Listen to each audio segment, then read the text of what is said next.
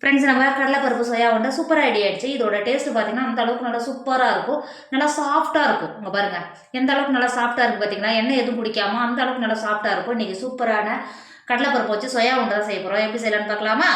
Hi friends, welcome to Kerala சமையல். கேரளா சமையலில் நம்ம கடலைப்பருப்பு வச்சு சோயா உருண்டை தான் செய்ய போகிறோம். வாங்க எப்படி செய்யலான்னு பார்க்கலாம். சோயா உருண்டை செய்யறதுக்கு இப்போ ஒரு கண்ணாடி பவுல் வச்சுக்கோங்க. 250 கிராம் கப்பில் 1 கப்பு நான் கடலைப்பருப்பு எடுத்திருக்கேன். இப்போ உள்ள சேர்த்து கொடுத்துக்கோங்க. கடலைப்பருப்பு சேர்த்து கொடுத்துட்டு கடலைப்பருப்பு முங்குற அளவுக்கு தண்ணி சேர்த்துக்கோங்க. கடலைப்பருப்பை சேர்த்து கொடுத்துட்டு மூடி போட்டு மூடி 2 மணி நேரத்துக்கு மாற்றி வச்சுக்கோங்க. கடலைப்பருப்பு நல்லா ஊறி வந்துடும். மாற்றி வச்சுக்கோங்க. இப்போ பாருங்க, கடலைப்பருப்பு 2 மணி நேரம் எந்த அளவுக்கு நல்லா ஊறி வந்திருக்கு பார்த்தீங்களா? அங்கே பாருங்க. ஒரு டைம் நல்லா கழுவிட்டு தண்ணி வடிகட்டி எடுத்துக்கோங்க. இப்போ ஒரு பாத்திரம் வச்சுக்கோங்க. நம்ம கழுகி கடலைப்பருப்பை தண்ணி வடிகட்டி எடுத்து வந்திருக்கோம் பார்த்தீங்களா? கடலைப்பருப்பு பாத்திரத்தில் சேர்த்து கொடுத்துக்கோங்க. பாத்திரத்தில் சேர்த்து கொடுத்துட்டு 1 கப் தண்ணி சேர்த்துக்கோங்க. கடலைப்பருப்பு முங்குற அளவுக்கு தண்ணி சேர்த்துக்கோங்க. சேர்த்து கொடுத்துட்டு மூடி போட்டு மூடி கடலைப்பருப்பை நல்லா சாப்பிட்டா வேக விடுங்க. இப்போ பாருங்க, கடலைப்பருப்பு ஒரு 10 நிமிஷத்துல எந்த அளவுக்கு நல்லா வெந்து வந்திருக்கு பார்த்தீங்களா? இருக்கு பாருங்க. இந்த மேலே இருக்கிற கடலைப்பருப்போட நுரையெல்லாம் வெளில எடுத்துக்கோங்க. வெளில எடுத்துட்டு கடலைப்பருப்பு நீங்கள் எந்த பக்கத்தில் வேக வைக்கணும்னு பார்த்தீங்கன்னா, இந்த மாதிரி கண்ணியில் எடுத்துட்டு கையில் எடுத்துட்டு உடச்சிங்கன்னா இந்த அளவுக்கு உடையணும் பார்த்தீங்களா? இந்த அளவுக்கு தான் இருக்கணும். கடலைப்பருப்பு ஓவராக வெந்து போகக்கூடாது. இப்போ தண்ணியை வடிகட்டிட்டு ஒரு 10 நிமிஷத்துக்கு ஆற விடுங்க. இப்போ பாருங்க, கடலைப்பருப்பு எந்த அளவுக்கு நல்லா ஆறி இருக்கு பார்த்தீங்களா? இப்போ ஒரு மிக்சர் எடுத்துக்கோங்க. நம்ம ஆற வச்சு எடுத்து வச்சுக்கிற கடலைப்பருப்பை மிக்சி ஜாருக்குள்ளே சேர்த்துக்கோங்க. நீங்கள் மிக்சி ஜாரில் சேர்க்கும் போது கொஞ்சம் கூட துளி கூட தண்ணி இல்லாமல் இருக்கணும். சேர்த்துக்கோங்க. மிக்சி ஜாருக்குள்ளே சேர்த்து கொடுத்துட்டு அது கூடவே 1 டேபிள் ஸ்பூன் ஏலக்காய் தூள் சேர்த்துக்கோங்க. ஏலக்காய் தூள் சேர்த்து கொடுத்துட்டு மிக்சி மூடி போட்டு மூடி 1 பாதியமாக அரைச்சி எடுத்துக்கோங்க. இப்போ பாருங்க, நம்ம அரைச்செடுத்த கடலைப்பருப்பு இந்த அளவுக்கு இருக்கணும். நம்ம எடுத்து இந்த மாதிரி உதுத்தா இந்த மாதிரி பொலன்னு இருக்கணும். அப்போ தான் நம்ம உருண்டை பிடிக்கும்போது உடையாமல் இருக்கும். அதனால தான் கடலைப்பருப்பை 3/4 பாகம் மட்டும் வேகணும்னு சொன்னேன். இப்போ ஒரு பவுல் வச்சுக்கோங்க. நம்ம அரைச்சிட்டு வந்துருக்கிற கடலைப்பருப்பை இந்த பவுலில் சேர்த்துக்கோங்க.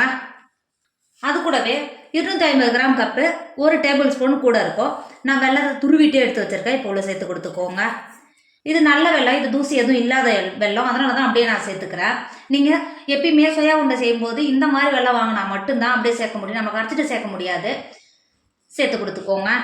சேர்த்து கொடுத்துட்டு அது கூடவே 250 கிராம் கப்பில் 1 கப்பு நல்லா துருவி எடுத்து வச்சுருக்கேன் தேங்காய். இப்போ உள்ள சேர்த்து கொடுத்துக்கோங்க. தேங்காய் சேர்த்து பண்ணும்போது இதோட டேஸ்ட் அந்தளவுக்கு சூப்பராக இருக்கும். சேர்த்துட்டு வச்சு இது மாதிரி நல்லா பிசைஞ்சு கொடுத்துக்கோங்க. நம்ம மிக்சியில் அரைச்சி எடுத்தோம் பார்த்தீங்களா கடலை மாவு, அது கூடயே சேர்த்து இந்த மாதிரி நல்லா பிசைஞ்சு கொடுத்துக்கோங்க. இப்போ பாருங்கள், நம்ம கடலைப்பருப்பு வெல்லம் தேங்காய் சேர்த்து எல்லாத்தையும் பிசைஞ்சு எடுத்தது இந்த அளவு இருக்கணும். நீங்கள் உதிரியாக கடலைப்பருப்பை கரெக்டாக 3/4 பாகம் வேக வச்சு அரைச்சா மட்டும்தான் நமக்கு இந்த அளவுக்கு எடுத்துட்டு உருண்டை பிடிக்கிறதுக்கு இந்த அளவுக்கு கரெக்டாக இருக்கும்.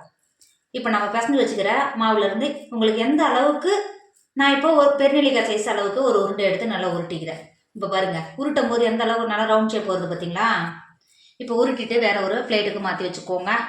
இருக்கிற மாவெல்லாம் இதே மாதிரி உருட்டி எடுத்துக்கோங்க. இப்போ பாருங்க, நம்ம இருக்கிற உருண்டையெல்லாம் பிடிச்சி எடுத்துட்டோம். எனக்கு 250 கிராம் கப்பில் 1 கப்பு எடுத்த கடலை மாவும் தேங்காயும் சேர்த்துட்டு 12 உருளை கிடச்சிது.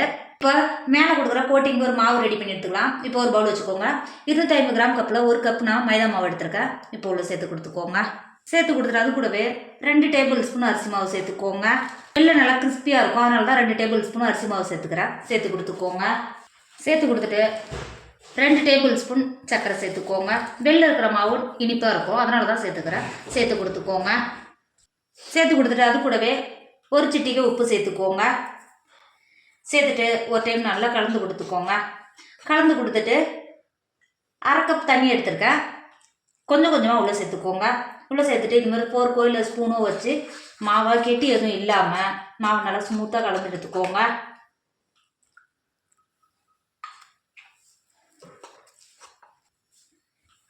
நம்ம கரைச்சி எடுத்த மாவு இந்த அளவுக்கு இருக்கணும். எந்த அளவுக்கு நல்லா கெட்டியாக இருக்குது பாருங்கள். இந்த அளவுக்கு கெட்டியாக இருந்தால் தான் நம்ம ஒரு உருளை எடுத்து போட்டு உருட்டும் போது நல்லா கோட்டிங் ஆகும். நமக்கு மைதா பேட்டர் ரெடி ஆகிடுச்சு. இப்போ மாற்றி வச்சுக்கோங்க. திரும்ப கடாயில் எண்ணெய் வச்சு எண்ணெய் நல்லா சூடாகிடுச்சு. இப்போ நம்ம கரைச்சி வச்சுருக்கோம்ல மைதா மாவுலேருந்து ஒரு உருண்டை எடுத்து இந்த மாதிரி கோட் பண்ணும்போது இந்த அளவுக்கு நல்லா கோட் ஆகணும். அதுக்காக தான் இட்லி மாவு பார்த்த விட கொஞ்சம் கெட்டியாக மாவை கரைச்சி எடுத்துருக்காங்கன்னு சொன்னது. இந்த மாதிரி டிப் பண்ணிவிட்டு நம்ம சூடாக இருக்கிற எண்ணெயில் எடுத்து சேர்த்துக்கோங்க. நீங்கள் இது மாதிரி குழி உள்ள பாத்திரமா எடுத்தீங்கன்னா எண்ணெய் அந்த அளவு செலவாகாது, பொரிக்கும் போது ஈஸியாக பொரிக்கிறதுக்கு வரும். இந்த மாதிரி சேர்த்து கொடுத்துக்கோங்க. ஒரே டைமில் ஒரு 3 நாள் அது மாதிரி போட்டு பொரிச்சு எடுத்துக்கலாம்.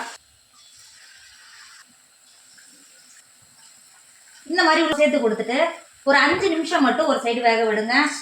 இப்போ பாருங்க, ஒரு 5 நிமிஷம் ஒரு சைடு நல்லா வெந்துருச்சு.